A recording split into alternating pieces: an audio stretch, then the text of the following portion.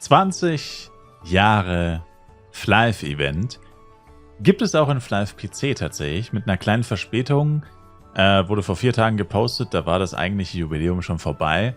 Es war ja am 16. und diese Event-Ankündigung war eben ein paar Tage später, dann so um den 20., 21. rum. Und ja, ich habe mir das Ganze mal angeguckt und ich muss sagen, Flive PC versteht es ein bisschen besser, wie man so eine 20 Jahre Jubiläumsveranstaltung macht. Also einerseits haben sie das PDF von Flive Universe geteilt, in dem ja diese 20-jährige Geschichte, habe ich schon ein komplettes separates Video hochgeladen, 1,5 Stunden fast lang, wo wir das mal durchgegangen sind. Und da wurden zwar natürlich auch sehr viele Sachen weggelassen, also die gesamte Geschichte von Flive, da könnte man wahrscheinlich legit 3 Tage drüber reden. Ich meine, 20 Jahre ist eine lange Zeit. Aber grundsätzlich ist es so, dass bei Flive Universe kein wirkliches Event stattgefunden hat. Also ich meine, wir haben einen neuen Leuchteffekt bekommen und das war es eigentlich so ungefähr und ein paar Ballons, die HP gegeben haben. Also ich würde jetzt mal behaupten, für ein 20 Jahre Jubiläumsevent war es schon recht wack. Wobei man natürlich dazu sagen muss, Flive Universe ist ja nicht 20 Jahre alt geworden, sondern Flive insgesamt.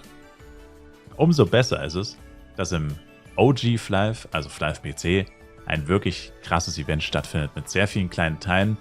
Und es wäre jetzt wahrscheinlich ein bisschen zu umfangreich, hier das Ganze durchzugehen, weil ich nicht weiß, wie viele Leute hier überhaupt noch Flive PC spielen. Und es ist mal wieder in klassischer Flive PC-Manier, ich will jetzt nicht sagen extrem kompliziert, aber ja, teilweise einfach, also ich weiß nicht, bei Flive PC aus irgendeinem Grund muss man immer 50 Items sammeln und immer 50 Sachen umtauschen. Sie könnten es auch irgendwie mal ein bisschen leichter machen, weil ich weiß nicht, ob das gut oder schlecht ankommt mit den ganzen Eintauschsachen. Aber letztendlich könnte man einige Prozesse doch vereinfachen. Und wahrscheinlich wäre es für die Entwickler oder für die Leute, die diese Events gestalten, auch leichter, wenn sie einfach ein paar Zwischenschritte komplett weglassen und man die Belohnungen einfach direkt bekommt oder so. Naja, aber egal. Auf jeden Fall gibt es verschiedene Events und da gibt es sehr viele neue Items, neue Power-Ups, wie immer zu bekommen. Und auch Talismane und solche Sachen. Und ein springender Punkt von den neuen Belohnungen ist diese Flive 20th Anniversary Box. Die kann man auf verschiedene Wege bekommen. Einerseits, wenn man Mokomochis handelt und andererseits, wenn man Blue und Red Token farmt. Und ja, also hier sieht man es. Red Token kann man eintauschen gegen Blue Token. Blue Token kann man eintauschen gegen Red Token. Und Blue und Red Token kann man eintauschen gegen die Anniversary Box. Was ganz cool ist, weil damit wird man nicht gezwungen, jetzt nur Mokomochis zu farmen. Die droppen die Red Tokens und nicht nur normale Monster zu farmen, die droppen die Blue Tokens. Weil sowohl die Mokomochis als auch normale Monster, wenn ich das richtig verstanden habe, können jeweils auch direkt so eine Box droppen. Aber es ist egal, was von beiden man farmt, man kann auf jeden Fall auch beides umtauschen. Allerdings verliert man die Hälfte der Token, also besonders klug ist es wahrscheinlich nicht, das einzutauschen. Genau, dieses Flive 20th Anniversary Box, die hat eben hier ziemlich krasse Sachen dabei. Talisman Exchange Ticket Custom Coupon. Das braucht man für die, in Anführungszeichen, neuen Items. Oder eigentlich nicht in Anführungszeichen, für die neuen Items. Genauso wie die 20th Anniversary Cakes. Logischerweise haben die noch nicht existiert, weil es gab ja noch kein 20-jähriges Jubiläum. Und dann gibt es hier eine Menge krasse Sachen, die man für Upgrades braucht. Change Awakenings sind dabei. Und natürlich auch noch einige Trostpreise im Power-Up-Bereich. Und ja, 9 Power-Ups sind hier, 20 Sets, 10% ATK, 10 XP, 10% ATK und 10 Drop. Ganz gut, allerdings halten sie leider nur 5 Minuten aus irgendeinem Grund. Und genau, neue Ehrentitel gibt es auch.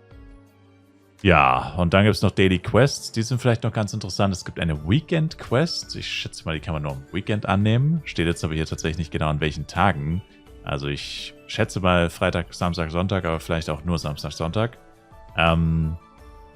Genau, da kann man eben diesen 7-Tage-Talisman bekommen. Der wird dann später noch wichtig zum Eintauschen. Und man kann sich das neue Kostümset verdienen. Das Clockworks 20th Anniversary Clockworks Set. Auch das allerdings erstmal nur in der 7-Tage-Variante. Auch das muss man später noch umtauschen. Aber ja, dafür eben diese Weekend Quest. Und dann gibt es noch eine Daily Quest, die ich lustigerweise wesentlich besser finde als diese Weekly Quest. Also Talisman mal davon abgesehen. Aber im CS-Set persönlich, davon bin ich jetzt nicht so sehr begeistert. Allerdings gibt es noch eine Daily Quest, also die kann man dann, I guess, auch am Wochenende annehmen. Und zwar kann man hier, muss man 10 20th Anniversary Mokobochis, die Zahl 20 macht mich kirre. So viele 20er muss man töten. Und man muss 10 Red- und Blue-Tokens sammeln. Das ist letztendlich die Quest. Und dafür bekommt man einen Talisman Protection und eine Change-Away. Und das kann man mit jedem Char machen ab Level 60.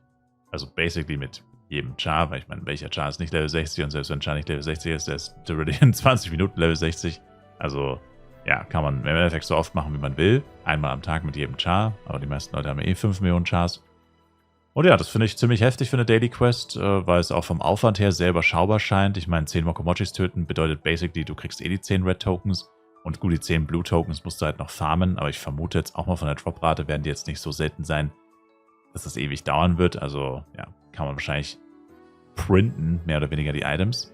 Dann hier ist das mit dem Kostüm. Wie gesagt, da braucht man dieses 7-Tages-Set und solche Costume-Coupons, um sich dieses Set dann permanent zu holen. Genau. Mit dem Exchange-Ticket kann man sich dann noch andere Items eintauschen, zum Beispiel Q-Amplis. Dann sind hier die Effekte von dem Set. Grundsätzlich alles Sets bis 20. Wieso ist das jetzt eigentlich so klein? War es nicht vorhin größer, das Bild? Damn, vielleicht habe ich mir nur eingebildet. Genau, der Head gibt, wenn man es upgradet, auf plus 10, 3% ATK noch und 10% PvE-Damage, was actually pretty crazy ist, als Bonus-Effekt. Dann haben wir hier noch auf der Suit das gleiche mit PvP und ATK. Die Suit gibt auch ATK und XP und die Boots geben ebenfalls ATK und Drop. Also insgesamt natürlich schon nicht schlecht, aber ich meine, allein schon zusammen wird man sowas nie tragen, wirklich. Set-Effekt gibt es, glaube ich, auch keinen, weil es halt PvP und PvE im in Anführungszeichen gleiches Set hat. Also die Einzelpieces sind bestimmt für viele Leute cool, aber zusammen würde man es wahrscheinlich nicht tragen. Dann so sieht das Ganze noch aus. Genau. Dann ist das hier noch das mit dem Talisman, aber das ist ja sowieso nur... Achso, nee, das ist das Event, wo man den Talisman... nee, hier ist das auch mit dem Exchange dabei. Nee, passt schon, genau. Hier ist es auch mit dem Exchange dabei. Also das ist wieder was mit Upgraden. Das erinnert mich stark an den Magic Stick. Also hier muss man jetzt den Talisman upgraden. Von diesem Talisman 7-Tage-Fragment, wenn man so ein Anniversary Exchange-Ticket bekommt, kann man den auch gegen den Talisman eintauschen. Der Unterschied ist hier, der eine Talisman ist seelengebunden, der andere nicht. Und einen muss man, wie gesagt, upgraden. Und das ist basically so wie damals beim Magic Stick vom Weihnachtsevent. Man muss ihn halt plus 20 kriegen. Genau. Ja, ich denke mal, der Rest ist jetzt, wie gesagt, nur für die Leute relevant, die auch wirklich Flive PC im High-Level spielen. Das finde ich auch noch ziemlich heftig. Das letzte Event, More and More XP, Penya und Drop. Gut, da kann man natürlich sagen, dass Flive PC da generell den Fokus schon seit Jahren komplett abgeschossen hat, seit Ewigkeiten. Aber ich finde halt irgendwie ist das auch einfach nur, ja, trotzdem auch Appreciation dafür, dass das Spiel einfach seit 20 Jahren existiert. Ich meine, das ist, kannst du nicht oft genug sagen, das ist ein Meilenstein, von dem träumen die meisten Games nur. Und ich meine, klar kann man jetzt nicht sagen, ja, Flive PC steht in der Blüte seiner Jahre, auch nach 20 Jahren, kann man jetzt nicht sagen. Aber allein schon, dass man es so weit gebracht hat, ist einzigartig. Also, oder nicht einzigartig, aber es ist extrem besonders. Ich meine, es gibt so viele Games, die releasen und 2 Jahre später sind sie mausetot und kein Mensch mehr redet über sie. Das ist bei Flive nie passiert. Also von dem her ist es schon echt crazy. Und jetzt zieht euch das hier rein. Ich dachte mir so, okay, 3-fach XP und 2-fach Drop und Penya an den Wochenenden. Nein, an den Wochentagen. Und 3,5-fach XP, 2,5-fach Drop und 5-fach Penya am Wochenende. Ich weiß nur nicht, wie lange das geht. Jetzt müssen wir nochmal kurz hochscrollen. Aber das Event geht ja ewig lang. Ne, es steht... Oh mein Gott, es steht tatsächlich nicht dabei. Wait a minute. Steht tatsächlich... Das war tatsächlich das, was ich mir vorhin auch schon gewundert habe.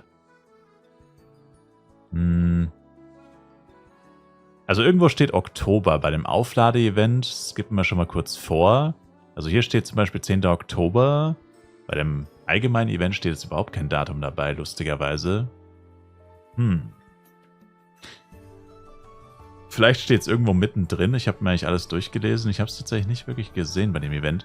Aber ist ja egal, selbst wenn es jetzt nur 2 Wochen wäre. Aber vermutlich ist es bis Oktober.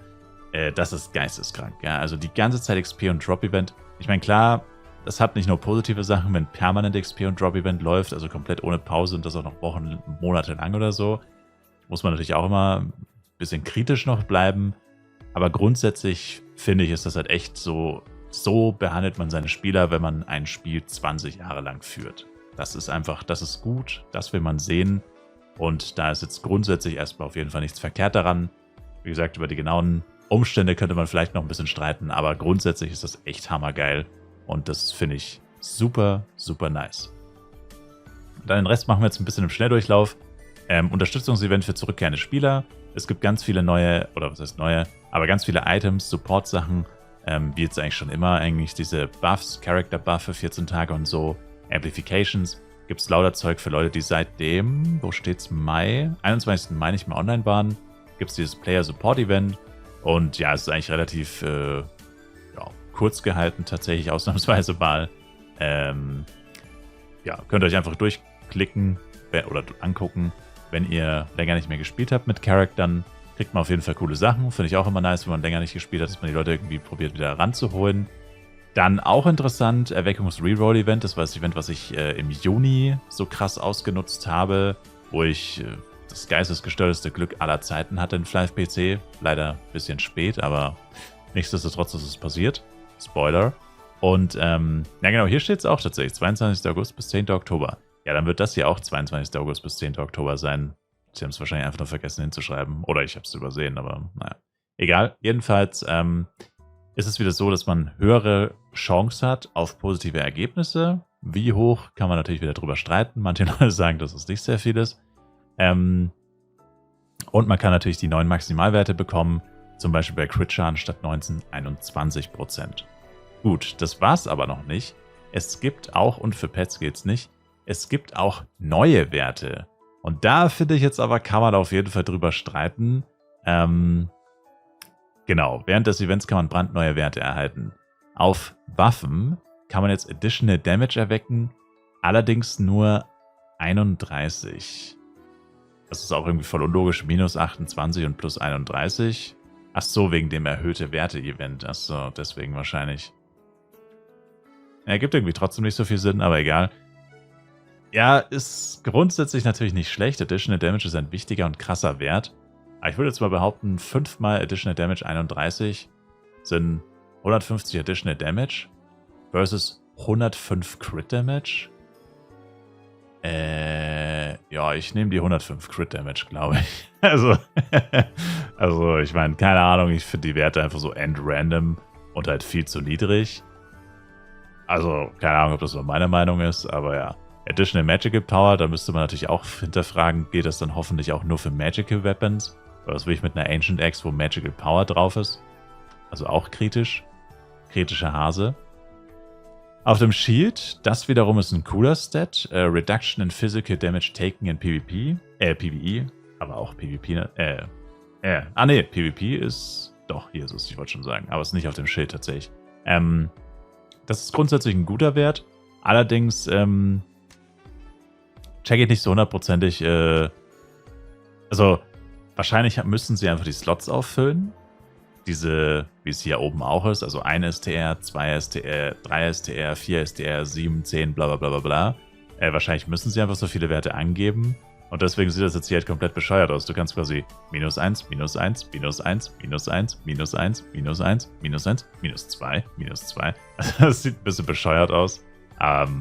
Das heißt, die Chance auf 1% ist wahrscheinlich extrem hoch und auf minus 1 auch, weil es halt quasi der Slot ist von, wie gesagt, 1 STR, 4 STR, 7 STR, 10 STR. Also all das ist quasi 1% Physical Damage Reduction. Aber grundsätzlich ist es ein cooler Wert.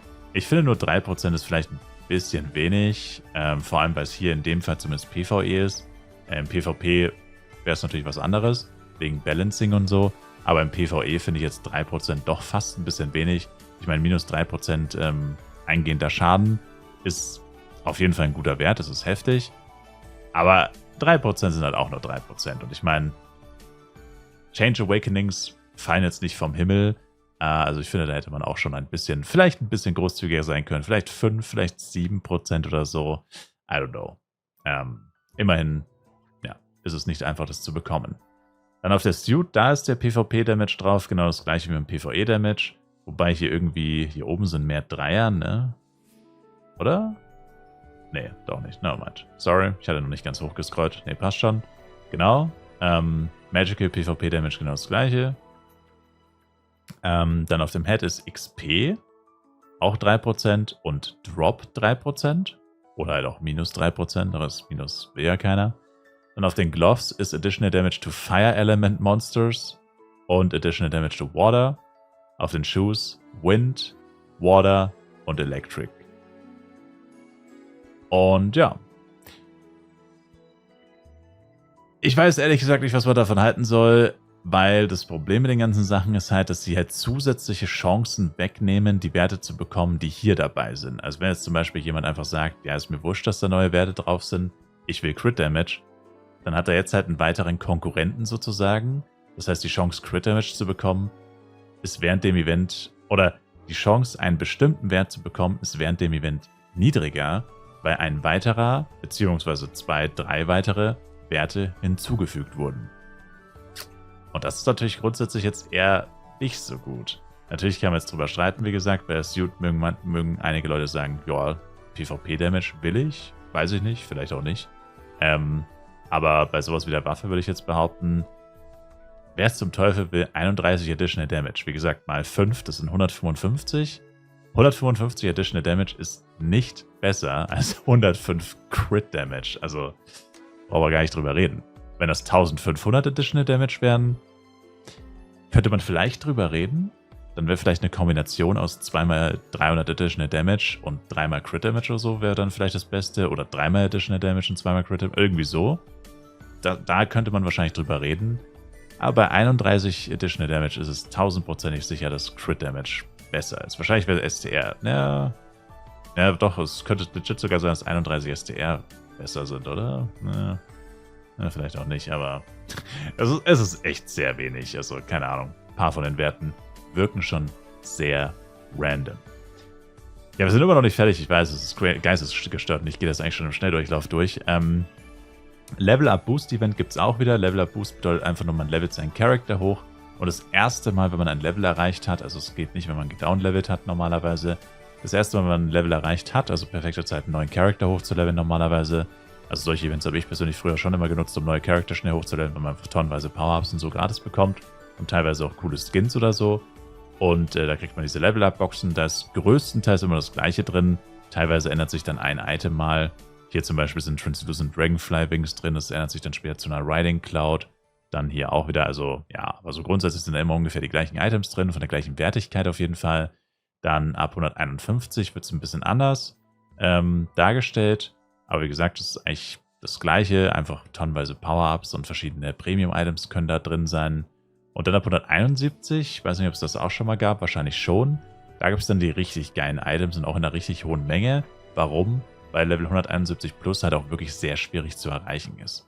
Und ja, da gibt es ja dann tonnenweise Product-Boxen, Card-Pieces-Boxen, diese neuen 18% und SR-Grade-Card-Lucky-Boxen. Also es ist echt ziemlich heftig, wenn man sich das mal durchguckt. Und vor allem, wie gesagt, wenn es wirklich bis 10. Oktober läuft, hat man ja doch ein bisschen Zeit, jetzt von 171 auf 190 zu leveln.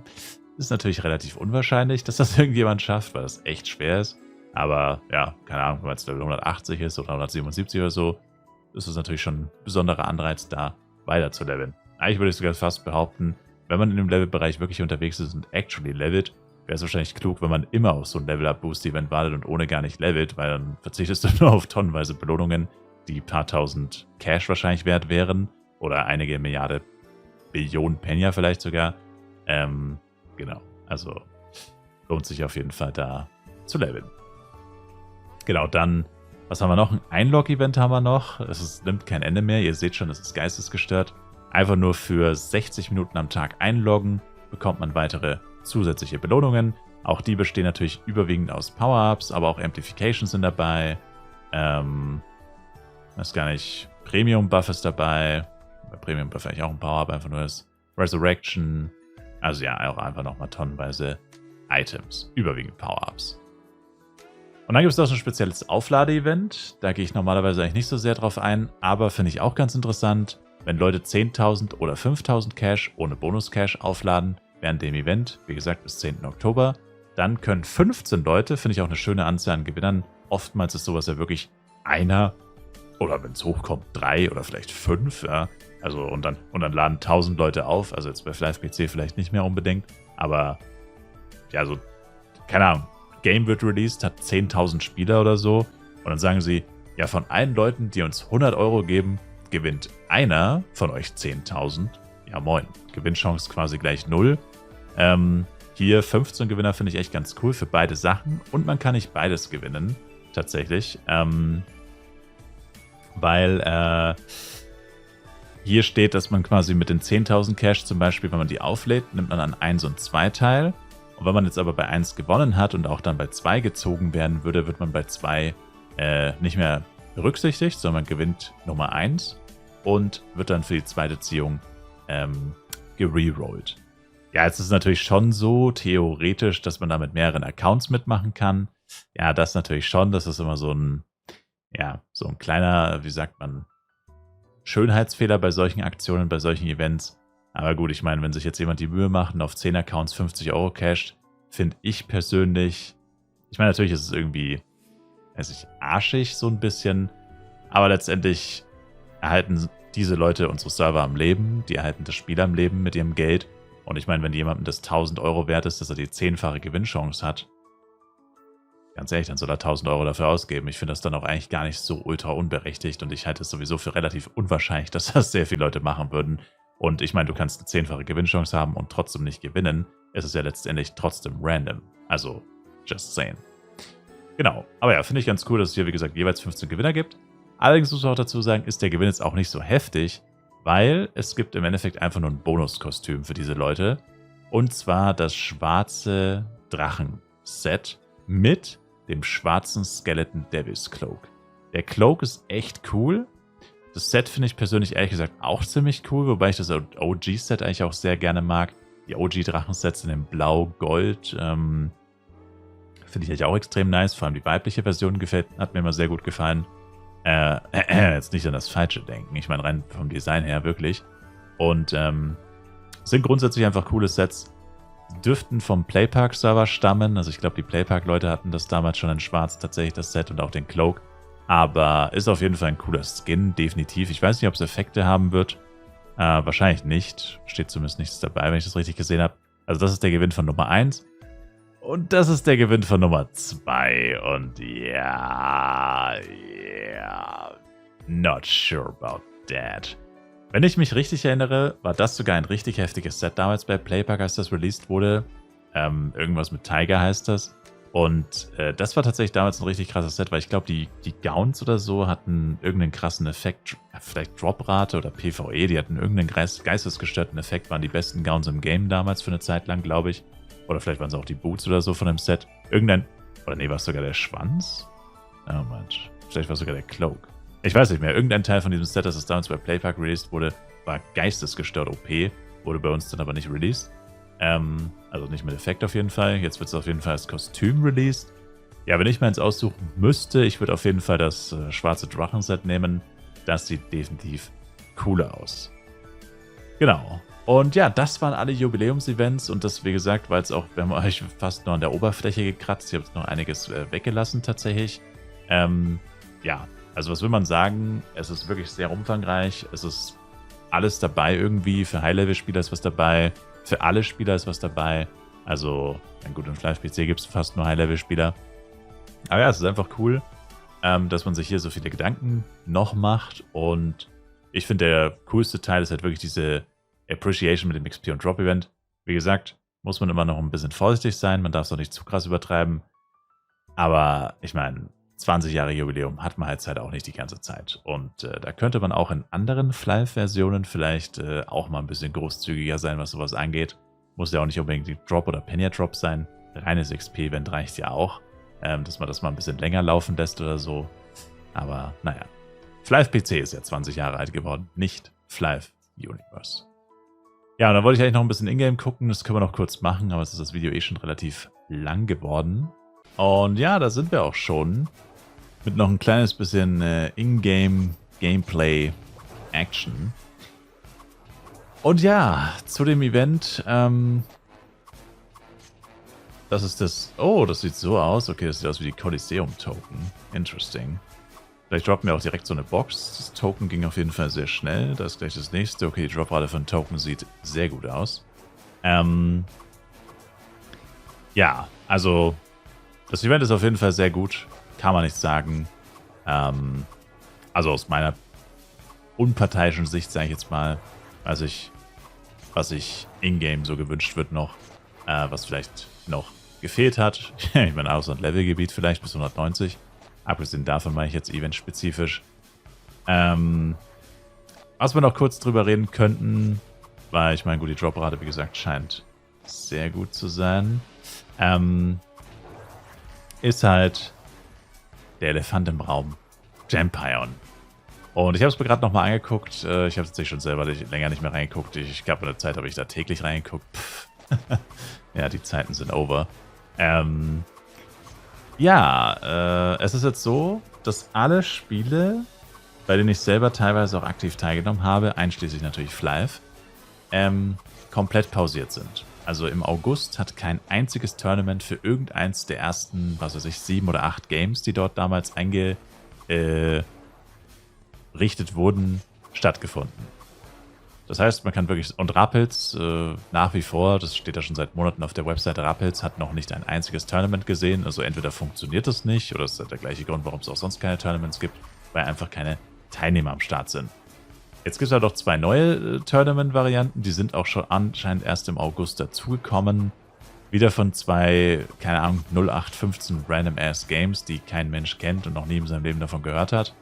Und ja, auch da sind natürlich kaum Teilnehmer am Start. 10, 14 Teilnehmer waren da jetzt am Start. Und die Belohnungen haben sie auch drastisch gesenkt von, keine Ahnung, 10, 15 Coins auf 1 Coin pro Event und so. Also wirklich quasi gar nichts. Du spielst dann um 0,05 bis im besten Fall 0,4 von diesen Währungen, wo sie bei den anderen Tournaments teilweise Hunderte oder Tausende rausgehauen haben. Und ja, also alles in allem hat sich da immer noch nicht viel geändert. Ich meine, wen überrascht? Das ist ja die ganze Zeit schon im Endeffekt der, ja, wie gesagt, der Elefant im Raum, dass das ganze Projekt mal wieder gescheitert ist und man Flive wieder an irgendeine so Kryptofirma verkauft hat, die selber nicht so genau wussten, was sie da eigentlich machen.